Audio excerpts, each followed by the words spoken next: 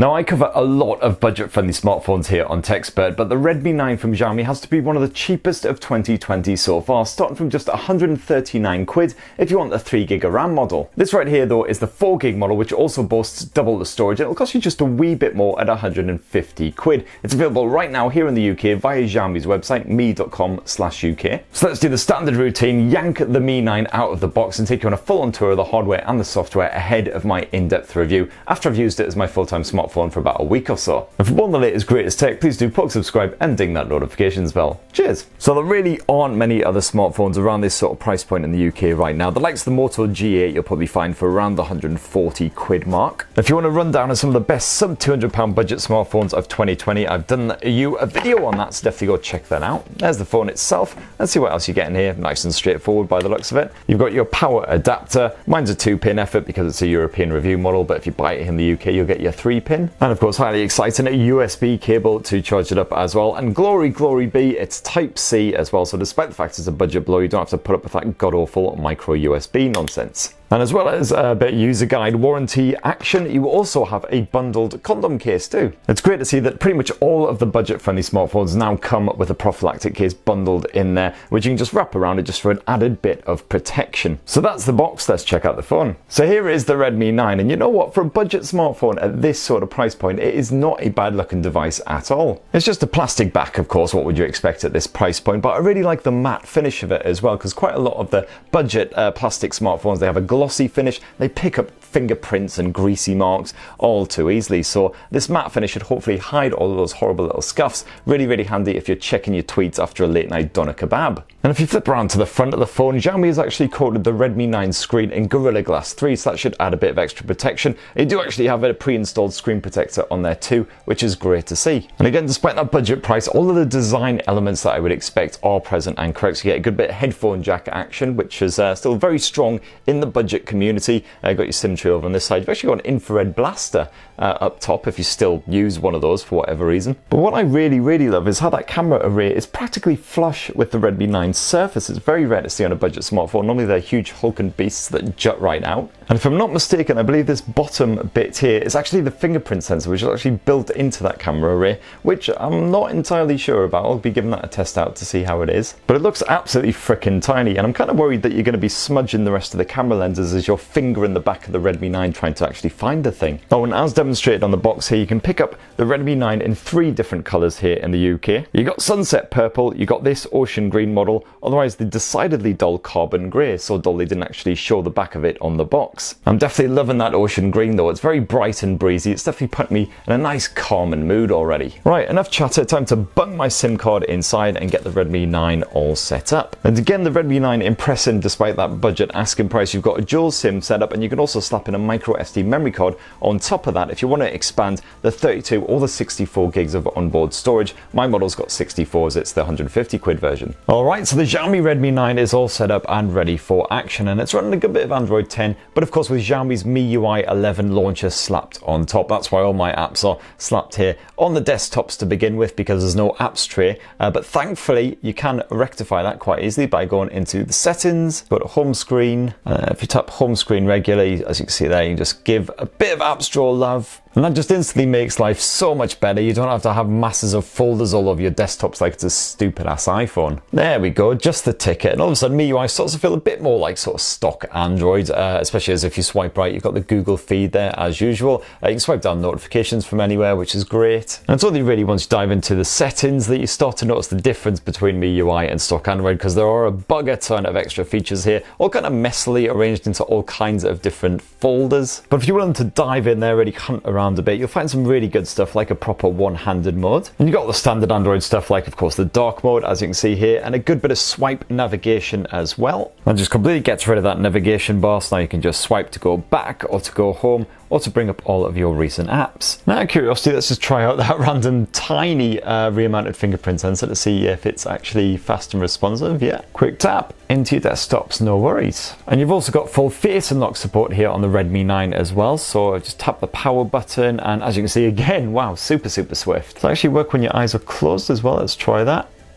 Nope, doesn't work until your eyes are open, so that's a good sign. So far, I've got to say, very impressed with the amount of features packed on here, definitely. You do only get single band Wi-Fi, unfortunately, according to the specs. But you do still have full NFC support. You've got Google Pay on here as well, so I'm going to give that a go, make sure that just definitely 100% works in the UK. And that screen so far, looking really nice as well. It's a 6.53-inch IPS panel, so certainly nice and spacious. Dinky little nipple notch up top, but not too much intrusion there. It's a full HD resolution screen as well, which is pretty impressive for that £150 price point. The likes of the Moto G8 are only 720p, so nice crisp visuals, which is good because obviously it's quite a spacious bugger. Of course, the colours aren't exactly super poppy or anything like that, but you know what, I'd be quite happy to just sit back with a bit of Netflix, Disney Plus, whatever, and watch a movie on this thing. Viewing angles are perfectly respectable, and on the top brightness, it'll probably be alright for outdoors use as well. Even the contrast seems fairly respectable for a budget smartphone too. Of course, don't go expecting stereo speakers on the Redmi 9 or anything. It's a single speaker, bottom firing as standard, so let's just boost the volume up, see if it's actually any good.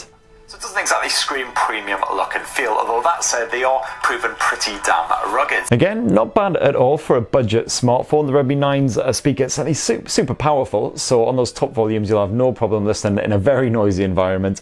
Clarity's not great, but not too terrible either. And of course, as I mentioned before, you've got a headphone jack when you want to plug in, and you've got full Bluetooth support as well. Of course, one area where sort of £150 to £100 smartphones often stumble is the performance. What you get stuffed inside the Redmi 9 is the Helio G80 chipset from Mediatek, which is comparable to Qualcomm's Snapdragon 665, so I'm not expecting it to be super nippy. You'll probably see the odd little stumble or pause as you're loading up, for instance, the camera app or something like that, but overall it should prove absolutely solid for your everyday stuff and should even be able to do a bit of light gaming. I did run a bit of Geekbench 5 action in case any of you are benchmark enthusiasts. 350 single core, 1302 multi-core, not too shabby. Again, what you'd sort of expect from a budget smartphone, although bear in mind this is the £150 4GB of RAM model, so you will have to pay a little bit more for this compared with the standard 3GB RAM model, which probably won't be quite so smooth. Well, I don't know if you noticed there, but all of my shortcuts down at the bottom of the screen just temporarily buggered off as well. They completely vanished from the screen. Do occasionally get little quirks like that with MiUI, but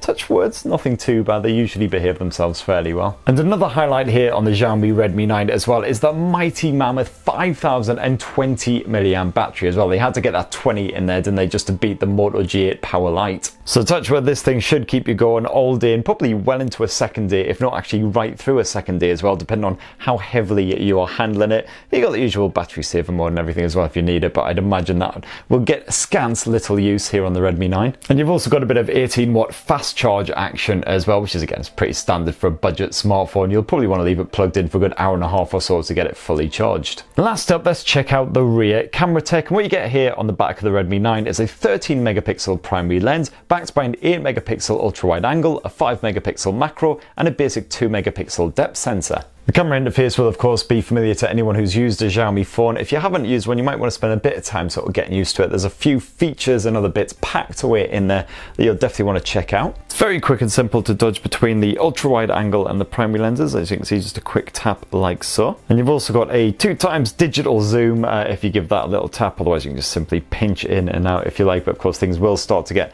a bit pixelated. If you're shooting against a bright sky or something, you'll definitely want to get the HDR mode on the go, that's for sure. That'll just help to deal with that strong contrast. You've also got the AI mode as well, which can just help to boost colors a little bit, things like that, depending on what you're actually trying to shoot. And you've got even more settings and features packed away if you tap these little 3 lines up here. As you can see, you've got the likes of your timers and everything, and that's also how you swap to the macro lens if you want to shoot something really up close and personal. Now, personally, I've never really seen the point of macro modes myself, but I'm sure it's got some fans out there. And of course, you've got all your usual bonus stuff on here as well. Got a bit of portrait mode action using that depth sensor in order to provide a nice bit of background bokeh blur style effect. You got your Pro mode if you want to have a manual shufty around with the likes of the white balance, the focus level, shutter speed, things like that. Get a very specific kind of photo. One thing I'm definitely not seeing here on the Redmi 9 though is any kind of night mode. So if you're going to be trying to shoot in a low light, you might be struggling a bit. And for your shooting home movie type situations, you've got the video mode, of course. That tops off at 1080p at 30 frames per second.